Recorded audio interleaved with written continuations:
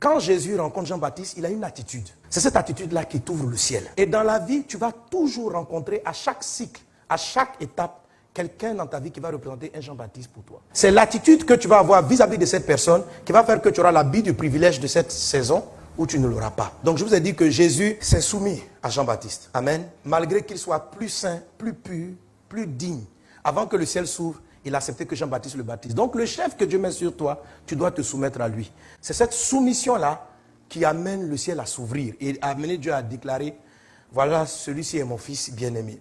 Je vous ai expliqué la dernière fois, qu'est-ce qui empêche les gens d'être soumis? La première des choses, c'est vraiment l'indépendance et puis associé aussi à la notion de l'égoïsme. Très souvent, on regarde des personnes, on décide de se soumettre à elles si on les estime plus intelligentes ou disposant de plus de moyens que nous. C'est une mauvaise tendance de soumission. Jésus est Dieu. C'est pourquoi quand il est arrivé au baptême de Jean, Jean a refusé de le baptiser. Mais Jésus a expliqué à Jean, on doit faire ce que le Père a dit. Et quand Jésus s'est soumis, malgré que toute logique devait l'empêcher de se soumettre, c'est cette contradiction-là entre ce qui est logique et de faire ce qui est fait parce que c'est toi qui as été établi chef. C'est toi qui as été établi comme mon dévancier. Reconnaître que cette posture-là est une faveur qui vient de Dieu et honorer la position que Dieu lui a donnée et te soumettre, même si en connaissance tu es plus grand que la personne, cette attitude de soumission amène le ciel à s'ouvrir et Dieu a dit tu es la personne bien aimée. On est obligé de revenir là-dessus parce que, je vous assure, c'est un des mots dans la parole de Dieu le moins bien compris. Les gens ne savent pas ce que signifie la soumission. Ils pensent que c'est l'obéissance. L'obéissance est dans la soumission, mais l'obéissance n'est pas la soumission. L'obéissance entend la lettre,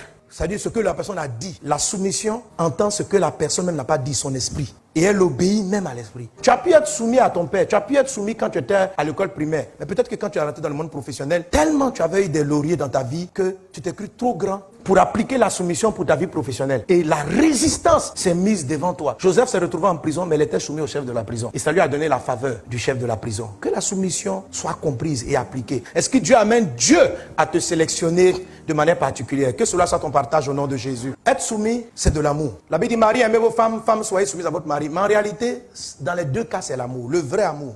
La soumission, c'est juste l'amour que le subalterne manifeste vis-à-vis du chef. La soumission donne. Quelqu'un qui est soumis, il cherche à décharger l'autre. Les gens qui sont simplement obéissants, mais qui ne sont pas soumis, ne te déchargent pas. Quand vous trouvez quelqu'un de soumis, c'est comme si votre esprit est apaisé. Et vous êtes prêt à donner à la personne même beaucoup de choses. Elle rentre dans vos privilèges. Alléluia. Et chaque fois que tu es confronté à un chef, il faut comprendre sa charge, sa mission. Tu comprends l'esprit. Et tu commences à travailler pour le décharger. La soumission ne s'impose pas. Celui qui est soumis, il convainc l'autre. C'est ce qui s'est passé avec Jésus. Regardez comment Jésus était soumis à Jean-Baptiste. Quand il arrive, Jean-Baptiste dit non, je ne peux pas te baptiser. Jésus ne dit pas, qui est le chef entre nous, toi et moi? Jean-Baptiste, baptise-moi! La Bible dit, Jésus lui répondit, laisse faire maintenant, car il est convenable que nous accomplissions ainsi tout ce qui est juste. Et Jean ne lui résista plus. Donc au début, il y avait une résistance. Jésus a amené quelqu'un qui est soumis. C'est là la différence entre le type d'amour que la femme a vis-à-vis de son mari. La soumission, c'est de l'amour. Mais c'est l'amour de celui qui n'est pas le chef. C'est ce qu'on appelle soumission. C'est de l'amour, en fait. C'est le vrai amour. Mais parce que le dernier mot ne me revient pas. Même si je sais que j'ai raison, Jésus avait raison. Et Jean ne comprenait pas la logique. Donc, celui qui est soumis peut voir que son chef a tort. Les gens qui sont soumis doivent convaincre, en fait, l'autre. Ils doivent présenter des arguments. Dans leurs propos, c'est là qu'on parle de la douceur du langage. Tu dois savoir parler au chef. Et la Bible dit la douceur augmente la sagesse. Tu vas devenir très sage. La femme a une arme puissante qui peut incliner tout chef sans s'imposer. Non, tu n'as pas besoin. C'est-à-dire, même un homme qui craint Dieu, la soumission peut le faire plier. C'est comme ça Salomon s'est prosterné devant des idoles, à cause de l'âme de la soumission. C'est une puissante âme que Dieu donne aux femmes. Ce n'est pas une faiblesse, c'est une force. Quand ton mari commence à te résister, pose-toi la question, est-ce que tu es soumise? Non, sérieux. Tu n'utilises pas les armes. Tu commences aussi à parler, tu parles. Tu n'es plus en mode soumission. Est-ce que tu peux parler à ton chef comme ça? Même s'il a tort, il y a une manière de parler. Fais ça dans ton foyer. C'est pour ça, dans ces moments-là, ceux qui n'ont pas la crainte de Dieu, les secrétaires les détournent. Parce que la secrétaire, elle est formatée pour être soumise à son patron. Elle commence à connaître ses goûts. À quelle heure il veut son café? Elle sent ça. Mais les femmes, elles s'en foutent. Faut dire ce que tu veux. On va aller. Et il y a beaucoup de femmes, elles sont plus soumises. Elles obéissent, mais elles ne sont pas soumises. Tu veux manger, tiens ton repas. Voilà, mange. Tu as dit que tu veux manger à 21 ans. Le plat va refroidir.